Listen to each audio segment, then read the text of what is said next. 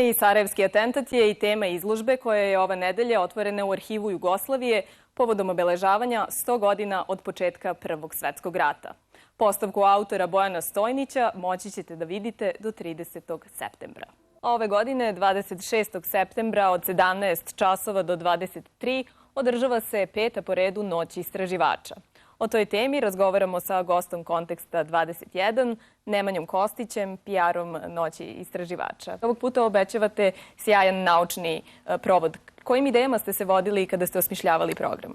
Ideja je da se ljudi zaljube u nauku. Ove godine se održava u 300 gradova Evrope, u Srbiji možemo reći u 8 gradova i 5 ruralnih područja. Beograđani će dakle moći da se znalački zaljube u nauku i istraživača, kao što ste već rekli, da idu na naučno putovanje kroz vreme. A takođe postoji i album sa sličicama naučnika i njihovih dostignuća, zatim naučni autobus. Evidentno je da je reč o novim i zanimljivim sadržajima. Pa i tekako zanimljivima. Ljudi će imati samo 6 sati da istraže sve to što preporučujemo za gledanje narednog petka na našim punktovima u Beogradskoj noći istraživača narednog petka, pa pokušajte da budete aktivni tih 6 sati i da sakupite sve sličice.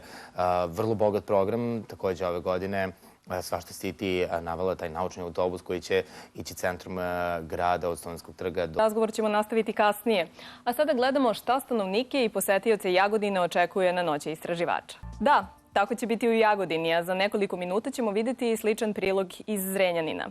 Ali pre toga recite nam, s obzirom na to da se Noć istraživača održava i u drugim gradovima poput Novog Sada, Niša, zatim Subotice, Pančeva, Kragujevca, Ćuprije i 5 ruralnih područja, kako je sve to tamo organizovano i koji programi su najzanimljiviji? Dosta zanimljivo biće, dakle, i na samom severu, ali i južnije od Beograda, gde stvarno svi posetioci zaljube u nauku. Ono što je fenomenalno jeste da ne bismo uopšte ograničavali kome je sve namenjeno. Neko bi rekao da je možda samo za decu, samo za klinice, ali ne bih rekao da je od 7 do 107, čak bih pomerio tu granicu na 3 do 107, ali u svakog godina, a kako sada, posebno, na primjer, sa laboratorijama, laboratorijskom aparaturom, dakle, kako se to napredovalo u poslednjem veku. Beograd ima naučni autobus koji će se voziti, a naučni kombi će voziti. Možemo reći da, nećemo da kažemo da smo lideri, ali u svakom slučaju jedan od bogatijih programa upravo dešava se u Srbiji.